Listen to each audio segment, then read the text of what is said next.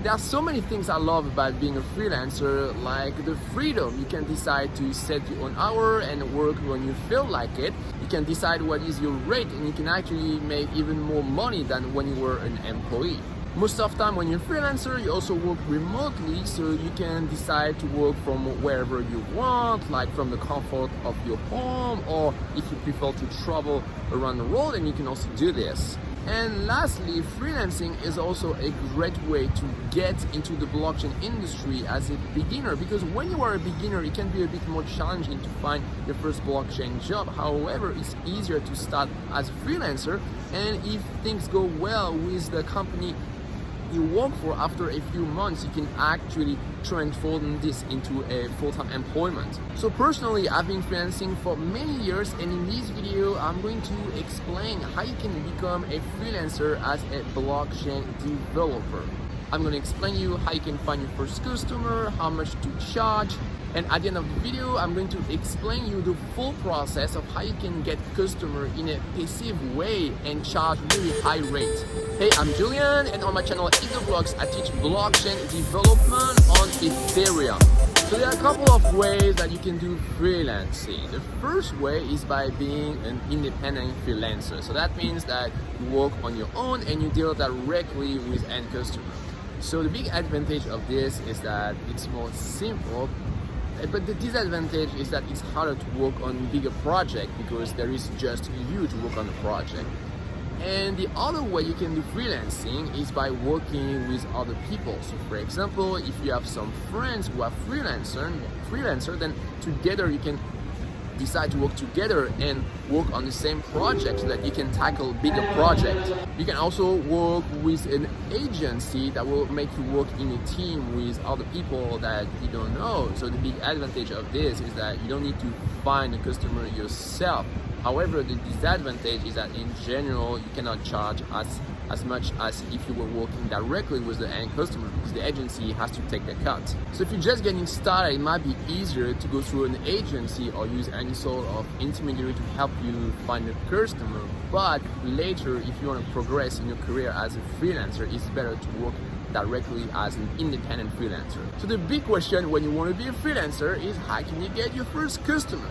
Well, before you even start to think about this, there is a prerequisite, because when you meet new customer, you need to establish your credibility, and the best way to do this is to show them that you've already done some project in the past. So you need to work on your blockchain portfolio. So you need to build a couple of decentralized application and smart contract that you will show to prospective customer. And if you don't have any idea on how to build this, then you can check out the curriculum of my course Adapt 30, where we build 30 decentralized applications. It will give you some ideas. So next, once you have your blockchain portfolio, you start to find your first customer. So there are two ways to do this, active or passive. So let's start with the active method. The first way to do this is to go to meetups or developer conference. So you go there, you meet new people, and in a conversation, naturally at some point, maybe that other people will tell you, hey, you know what, actually I've heard of a company who need a developer that kind of match your skills. So why you don't go talk to them, or even maybe sometime they are entrepreneurs and they will be interested in hiring you directly. Or even better than this, if you can be the organizer of such meetup, then you will have even more benefit. And that's actually what I did when I got started in the industry as a software developer 5-6 years ago. I used to run the WordPress meetup of Taipei, and at the end of meetups, I would have all these people who come talk to me, and that's how I got my first freelance customers very easily. So I know that it's a bit intimidating to organize events, but the potential payoff is so huge. So I highly encourage you to go out of your comfort zone and try to see if you can organize some small events, and you'll see that's going to be awesome for your career of freelancer. Another thing you can do is tell your friends and co-workers that now you are a freelancer, so that if they hear anything interesting, then they should let you know. Another thing you can do is try to find some agencies that specialize in blockchain development, and you can work for them as a freelancer. And then you also have websites for freelancers such as Upwork, Code Mentor. So I've tried a lot of them, and I'm going to tell you which one I prefer.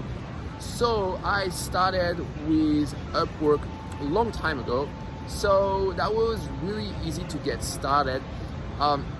However, this is really a crowded marketplace, and you have a lot of freelancers that live in low-income countries, and so as a result, the competition is really fierce, and it's really hard to get a decent rate on this platform. All the customers are really expecting you to be really cheap. So you can try that to get started, but don't have too much expectation for the long term. And then you have other websites that are more niche, so Code Mentor is one of them. So the idea of Code Mentor is that you will have one-on-one private session with customer where you're gonna help them to fix something in the code. So that's really that's the basic platform. So you start like this, you get some customer, you're not gonna make a lot of money, but it's easy to get started that way. And after, you can apply to a secret platform. So that used to be called Code Mentor X. I think now this is called Arc. And this is basically like the agency. So there is an application process, and they require you to do a small project there to prove your ability. But once you get accepted, then they put you in relation with companies that need to hire developer for short-term to long-term missions. So usually you don't work alone, but you work in the team of the customer. So that means that you're gonna work on a bigger project. Usually projects are quite interesting in terms of how much you can be paid. Well, you are free to set up your own rate. But I've seen a lot of people who charge between 50 to 60, which is good, but you don't really have a lot of room to increase your rate too much. So compared to Upwork, this is less crowded, so there is less competition. I found that customers were better, they were willing to pay you better rates. However, they don't really have the volume of project of Upwork, and especially for blockchain project, I didn't find that they had a lot of it. The kind of skill that they need the most is Ruby on Rails and React. But sometimes you have some blockchain projects, so you can check it out. So Code Mentor is not the only niche freelancing website, you have many other. So you can do your research. In general, it's a bit more work to get started on these websites, but also the payoff are also better than really big freelancing website like Upwork. So all these way of finding freelance customer are active method, but there are also passive method where you don't have to actively do something, but you still get offered some job. So the first way of doing this would be with a referral and word of mouth. So once you got already a couple of freelance customers, if you did a good job, then they can refer you to some of their friends. So you'll have a stream of work that way.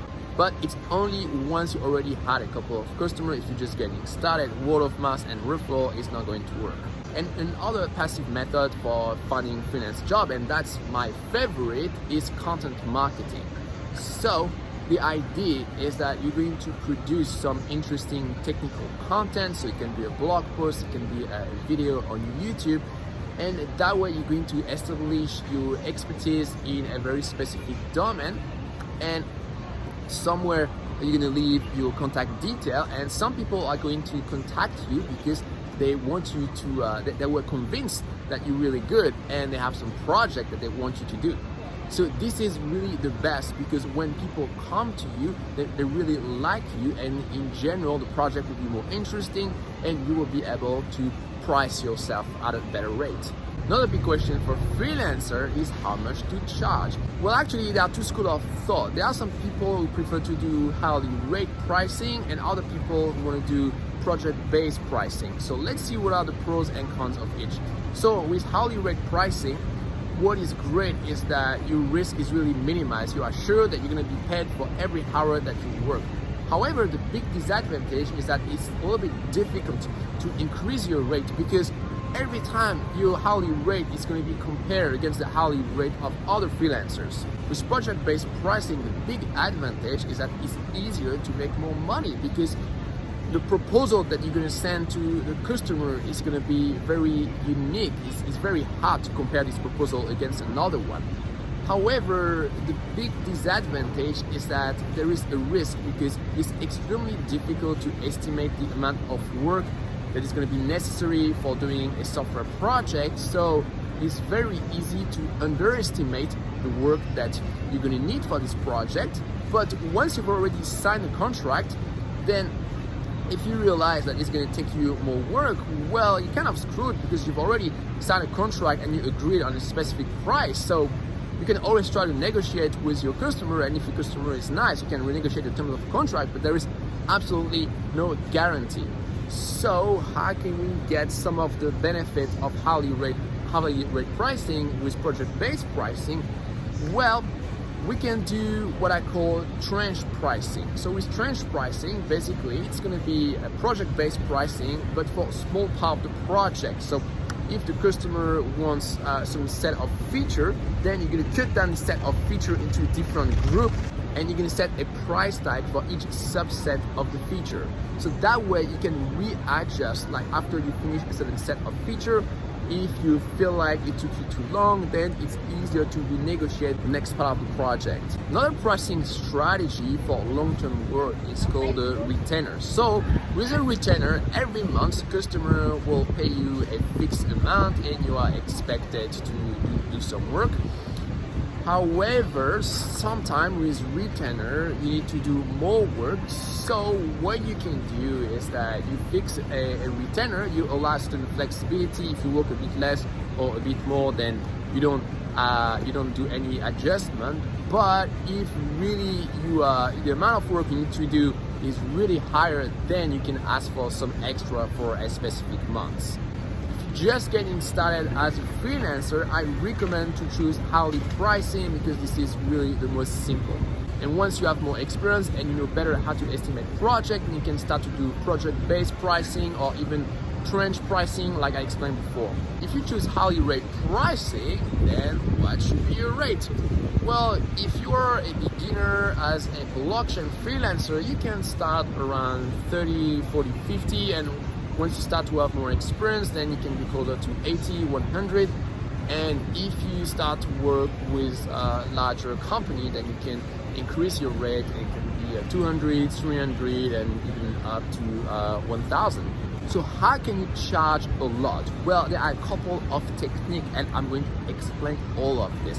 So the first thing you need to know is that you cannot take money from people who don't have any. So before you start to work for someone, make sure that that person has enough money to pay you. More specifically, it means avoiding to work with individuals and preferring to work with companies who tend to have more money. Also, if you work with early stage companies, they tend to have less money than companies who are already developed with more employees. So by asking questions such as how long you've been operating, how many employees you have, you sort of you can guess how much money they're making and if they will be able to pay you more money. Then you need to be specialized, preferably in something variable like blockchain, but it doesn't have to stop there, and you can even specialize even in a more specific field. So inside blockchain, for example, you can be specialized in smart contract security, in scaling blockchain, in a decentralized finance, etc. The more you are specialized, the higher you can charge. One key to become specialized is to refuse work that isn't in your specialty. So I know that this is a little bit hard to do, especially if you're just getting started and you don't have so many customers.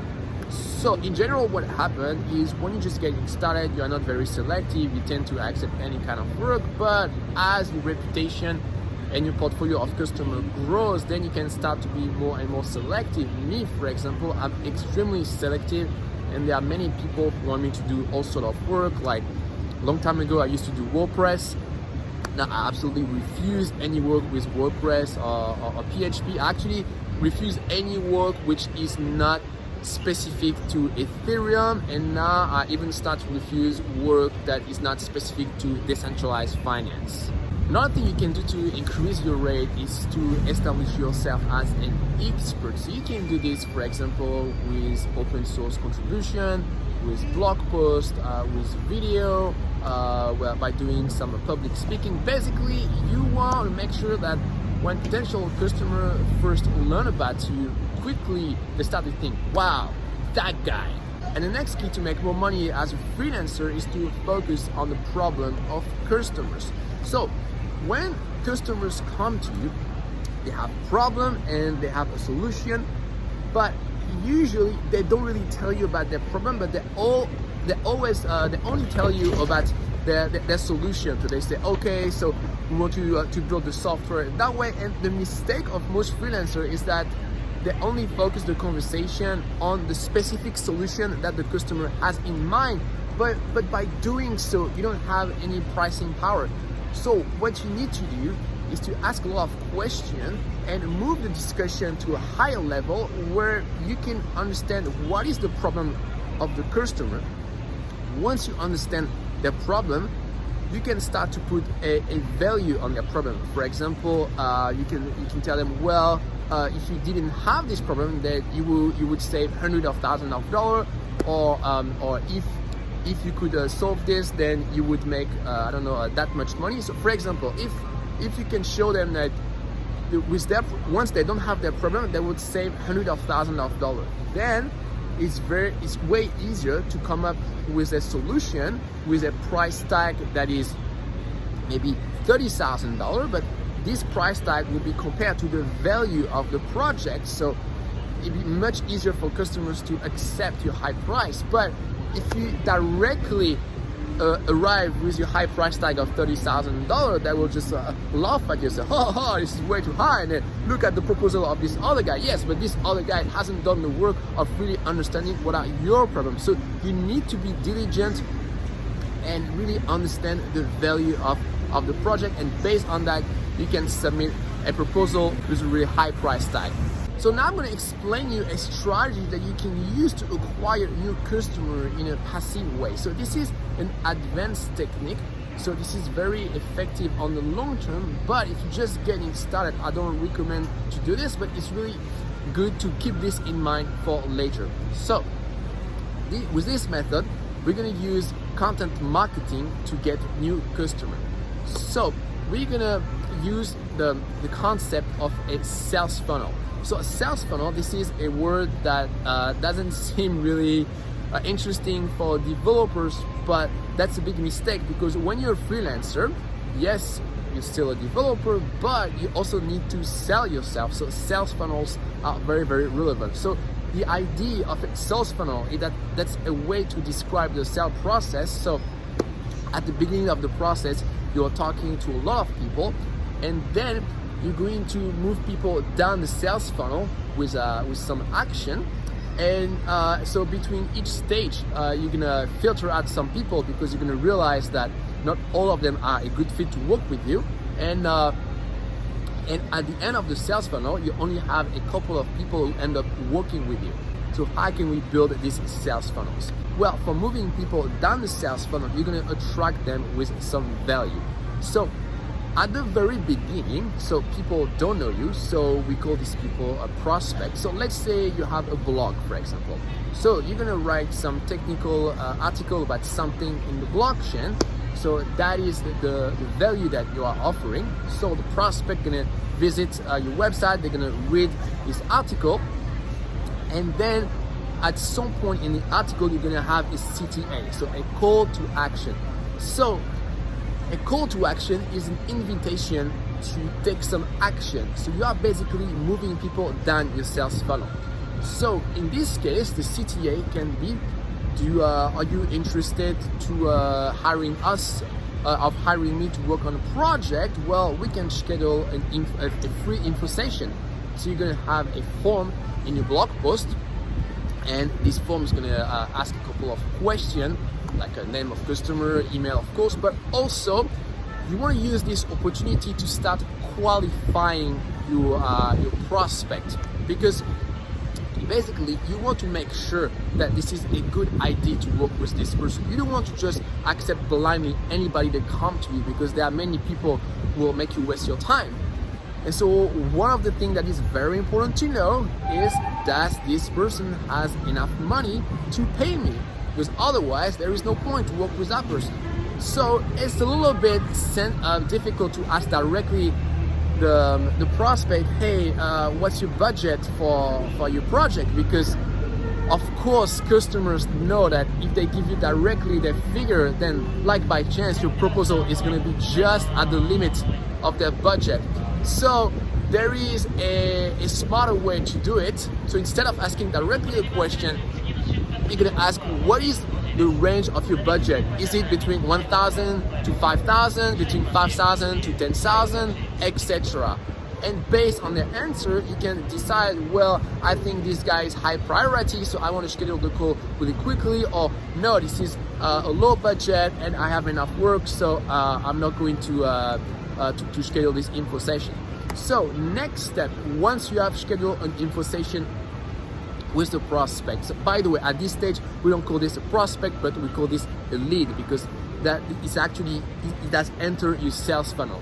So you're gonna talk, let's say 15 minutes with this lead, and so the goal of this call, there are two goals. One goal is to keep qualifying the prospect, so you want to make sure that this is a good idea to work with that person. And second, you want to ask questions about what are the problem of that customer. So probably that customer is going to be very focused on talking of the potential solution, but as I mentioned before, you need to shift the discussion to the problem. And after the call, so based on the information you collected, so you're going to decide if you want to work with that person or not. And if that's the case, then you're going to put up a proposal where you explain the value of the problem, and after that you explain your solution with your prices, so hourly rate or project-based pricing, that's up to you. So freelancing is great, but there are a couple of caveats, and the first of them is how to get paid. Because before, when you used to be an employee, it was easy at the end of each month to just receive your money in your bank account. But when you're a freelancer, you need to send an invoice to your customers, and after they have to pay you.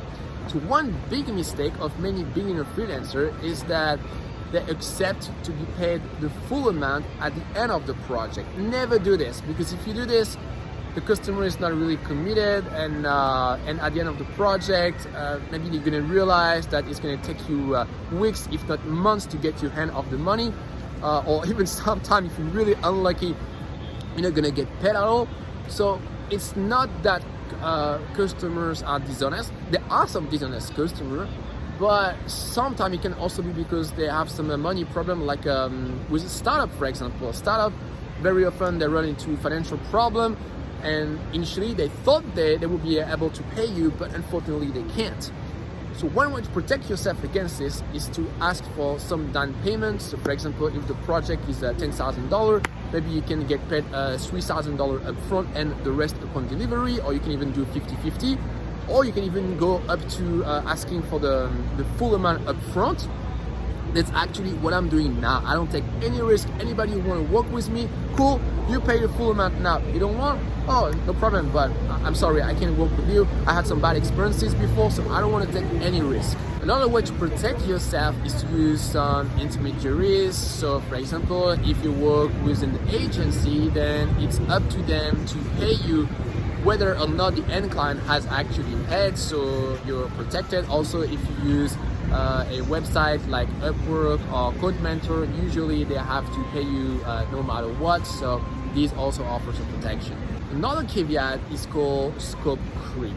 So typically you start working with a customer and everything is fine, you've put there is a definition of the work that needs to be done, and then you quickly realize that customers start to add some new features that were not initially planned, but you've already agreed for a fixed price. So at the beginning, you agree because you want to be nice to your customer, but then it takes you more time, and the customer, of course, doesn't agree to pay more for the project. So that's basically scope creep. So you want to be very, very strict with this.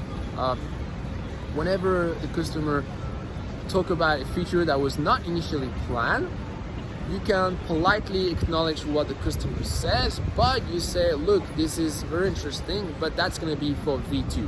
for V1, we're gonna keep to what we initially agreed. By the way, if you do hourly pricing, you won't run into this problem, because if the customer add new feature, then it's gonna take you more hour and the customer is going to end up paying. So scope creep is only going to manifest itself with project-based pricing. Another caveat is that you cannot bill 100% of your time. So let's take the following example. Let's say that your hourly rate is $100.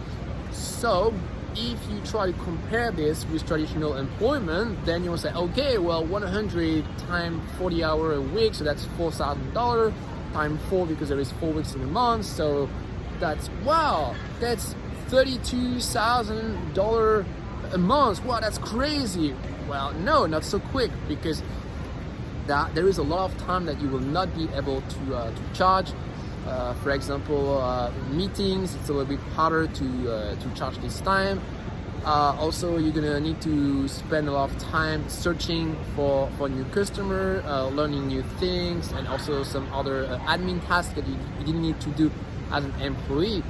So as a general rule of thumb, you probably only be able to bill up to 50-60% of your time. So you need to take this into consideration when you decide what should be your hourly rate. Another caveat is that the tax treatment is different for freelancer. For example, I have a friend who works in France, in Paris, France, and every month he charges customer for about 10,000 euros. So it's not bad, right?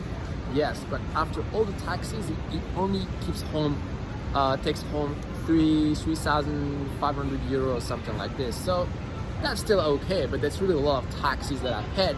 So you really need to take this into consideration when you set your hourly rate. So you really need to go talk to your accountant to figure out all these details. Another caveat is dealing with difficult clients. So sometimes you have a customer that is being really troublesome, that is being rude, and you just really hate to work for that customer. So when that happens, you need to remember why you got into freelancing at the first place, and probably that one of the reasons is because you didn't want to deal with your boss anymore and you wanted to be your own boss.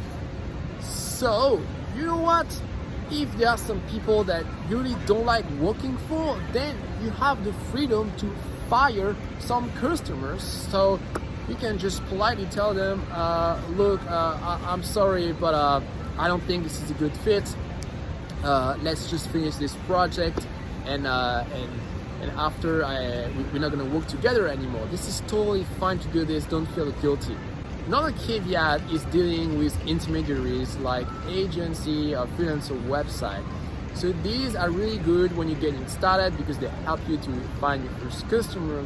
But after you realize that usually they take a really high commission, and it really limits your ability to increase your rate. It also limits your ability to choose what kind of work you want. So long term, you're probably better off avoiding intermediaries. Another caveat is dealing with complex situation where you don't have just one point of contact, but there are many people in the project that take decisions, and this happens in particular in a larger organization where one department has to agree with one other department, and like very quickly you as a freelancer, that's like unmanageable. So when this happens, what you should say is, look, I want to have a single point of contact, so that should be the project manager, and after internally you can make all the decisions you want, but me, I want to talk to a single person, otherwise it's going to drive you crazy. Another advice is not to overload yourself. So when you're your own boss, it's really easy to work like crazy and it never stop, and especially if you work from home, the boundary between your professional life and your personal life is blurred.